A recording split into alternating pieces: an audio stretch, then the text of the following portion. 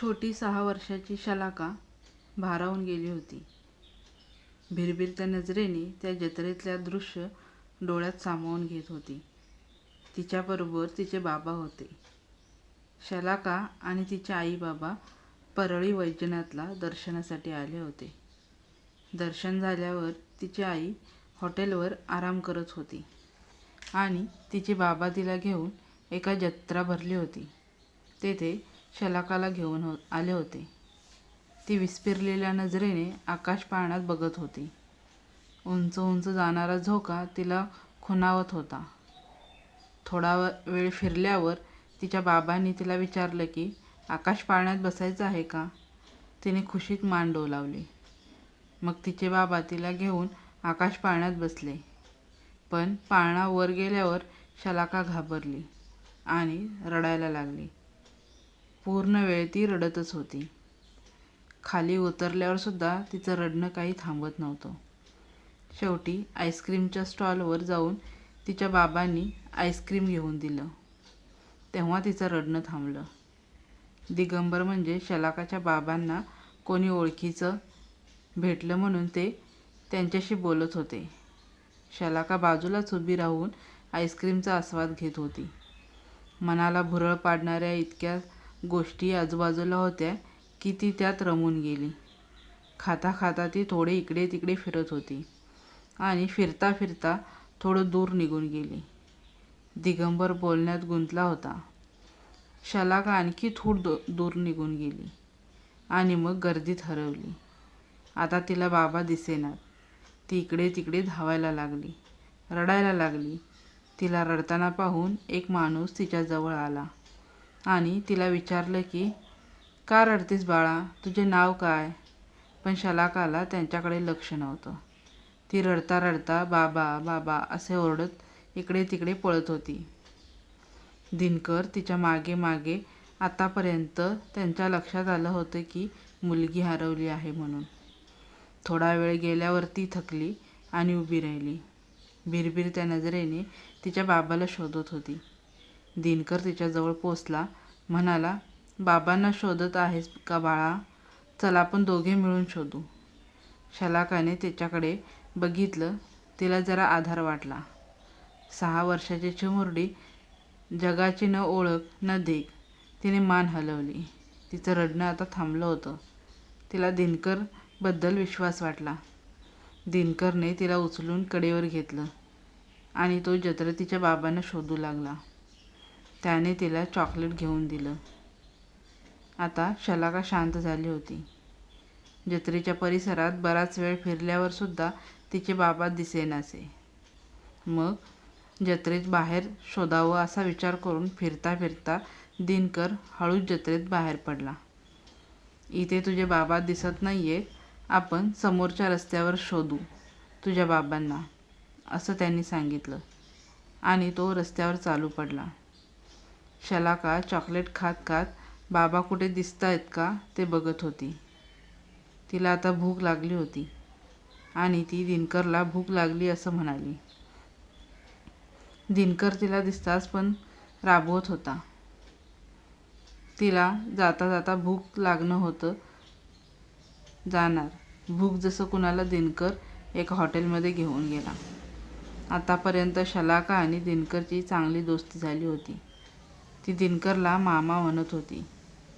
जेवण झाल्यावर शलाकाला झोप आली आणि ती दिनकरच्या खांद्यावर डोके ठेवून झोपून गेली.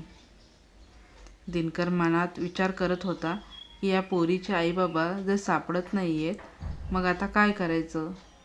एक विचार आला की पोलिसाकडे जाऊन त्यांच्याकडे मुलीला सुपूर्द करावं. पण दुसरा विचार मनात आला की ते तिला सुधारगृहात पाठवतील.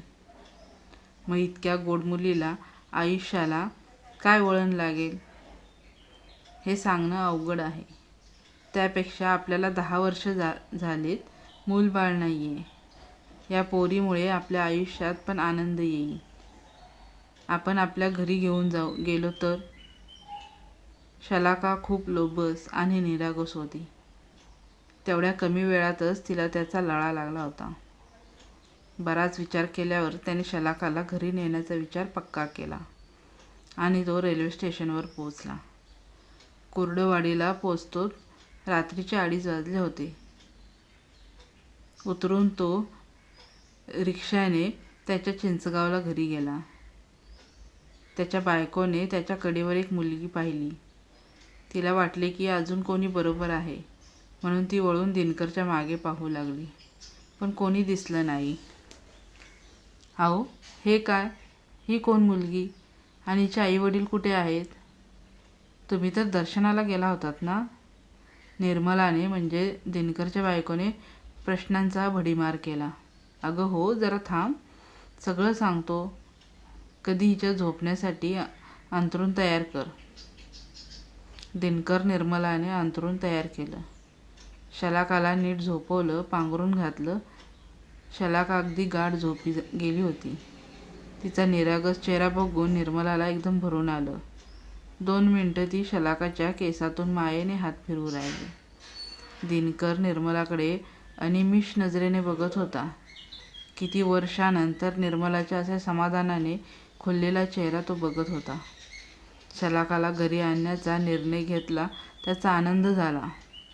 किती छान आहे ही मुलगी. काय नाव आहे? तुमच्याबरोबर कशी? मला जरा नीट सांगा. निर्मला आता धीर झाली होती. मग दिनकरने सगळं नीट खुलासेवर सांगितलं. सगळं ऐकून घेतल्यावर निर्मलाचा चेहरा जरा चिंताग्रस्त झाला. काय ग, काय झालं? तुला मान्य नाही का? दिनकर, अहो, तुम्ही एका जत्रेत हरवलेल्या मुलीला उचलून आणलं. तिच्या आईवडिलांचं काय झालं असेल? पोलीस तिचा शोध घेत असतील.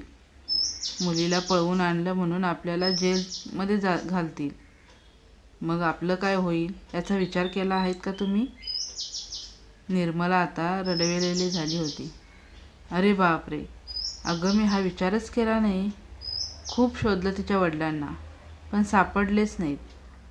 इतकी गोड मुलगी आहे, तोपर्यंत हिच्याबद्दल इतकी माया दाटू आली की असं वाटलं की आपलीच मुलगी म्हणून हिला वाढवू इतके वर्ष आपला संसार सुना आहे म्हणून मी हिला घरी घेऊन आलो. पण आता काय करायचं तूच सांग, दिनकर म्हणाला. बराच वेळ ते दोघं या समस्यावर विचार करत होते, पण उत्तर मिळतच नव्हतं. शेवटी उद्या बघू असा विचार करून दोघेही झोपी गेले. सकाळी शलाका उठली आणि आई कुठे, बाबा कुठे असं विचारू लागली. निर्मला धावतच आली. म्हणाली, अगं मामा तुझ्या बाबांना शोधायला गेला आहे.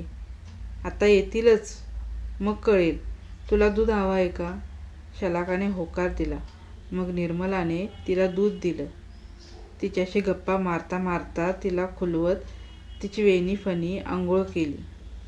तोपर्यंत दिनकर तिच्यासाठी 2-4 ड्रेस आणि काही खेळणी घेऊन आला होता. नवीन फ्रॉक पाहिल्यावर शलाका खुश झाली.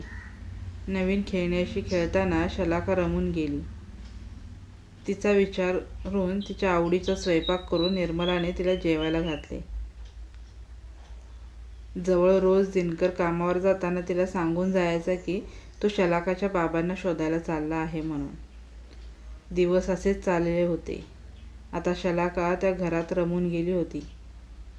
आजूबाजूच्या लोकांना दिनकरांनी सांगितलं की त्यांच्या बहिणीची मुलगी आणली आहे आणि ती आता तिला शाळेत घालणार आहे म्हणून. ती दिनकरला मामा आणि निर्मलाला मामी म्हणायची, म्हणून लोकांना पण काही संशय आला नाही. ही गोष्ट आवडल्यास लाईक, शेअर आणि सबस्क्राईब करा. धन्यवाद.